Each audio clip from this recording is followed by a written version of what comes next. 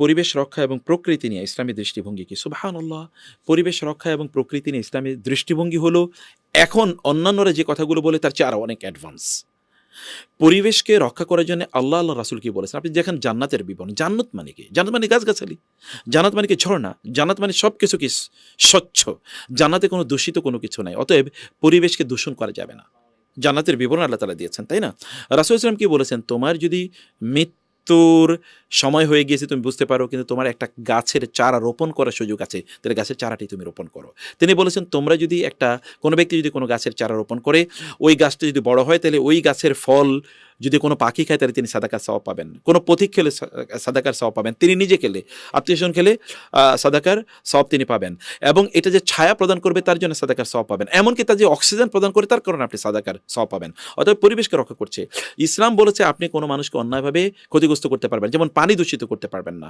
হাদিস শেষে রাসূলুল্লাহ সাল্লাল্লাহু আলাইহি ওয়াসাল্লাম বলেছেন তোমরা যদি ওযু করো তাহলে তোমরা পানি অপচয় করবে না। সাদ রাদিয়াল্লাহু তাআলা তিনি বলেছেন, এবং বলেছেন নদীর পাড়ে বা ঝর্ণার পাড়ে বসেও তুমি ওযু করলে অধিক পানি ব্যবহার করবে না, তাহলে পানি অপচয় হবে এবং পানি দূষিত হবে। এখন আমরা তাই দেখছি শব্দ দূষণ তো ইসলাম নিষিদ্ধ করেছে। আপনি এমনভাবে আওয়াজ করবেন না যেন ইন্না আনকারাল আসওয়াতি লা সাউতিল হামির, গাধার আওয়াজের মতো চিৎকার করাকে ইসলাম নিষিদ্ধ করে দিয়েছে, তাই না?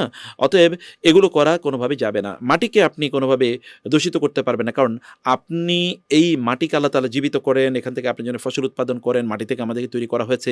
অতএব মাটির প্রতি আমাদের দায় আছে এবং দায়িত্ব আছে।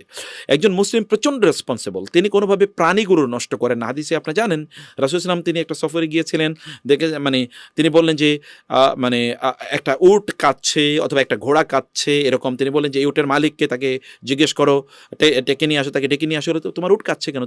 উট আমাকে বলছে তুমি তার উপর বেশি বোঝা চাপিয়ে দিয়েছো, ওর থেকে বোঝা কমাও।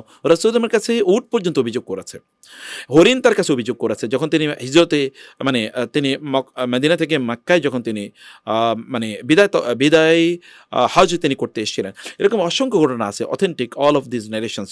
পাখির নেড় থেকে যখন পাখির ছানাগুলো একজন সাহাবী নিয়ে এসেছিলেন, তিনি রাসূল বলেন ওই যে মা পাখিটি কাঁদছে, চিৎকার করছে, আমার কাছে অভিযোগ করছে যে তোমরা তার নেড় থেকে ছানাগুলো নিয়ে এসে তার ছানাগুলো ফিরিয়ে দিয়ে দাও। এই যে প্রকৃতিকে রক্ষা করা, আমরা এখন দেখি যেটাকে বলে বায়োলজিক্যাল ইমব্যালেন্স, ইকোলজিক্যাল ইমব্যালেন্স তৈরি হচ্ছে। সেখানে প্রকৃতিতে বিভিন্ন প্রাণীর সংখ্যা কমে যাচ্ছে, অথবা কীটনাশকের কারণে বিভিন্ন ক্ষতি হচ্ছে। যারা এই ক্ষতি করছেন ইন্ডাস্ট্রিয়ালাইজেশন নামে, যারা দূষিত করছেন পরিবেশকে, এদের প্রত্যেককে ইসলামী শরিয়া অনুসারে তারা ফাইন প্রদান করতে হবে তাদেরকে। অর্থাৎ এই পরিবেশকে তার পূর্ব অবস্থায় নিয়ে আসার জন্য তাদেরকে ফাইন ইম্পোজ করা যাবে, তাদের কাছ থেকে এরকম জরিমানা নেওয়া যাবে, এগুলোকে আবার অবস্থায় ফিরিয়ে নিয়ে আসার জন্য। অতএব পরিবেশকে ইসলাম এতটা গুরুত্ব প্রদান করেছে।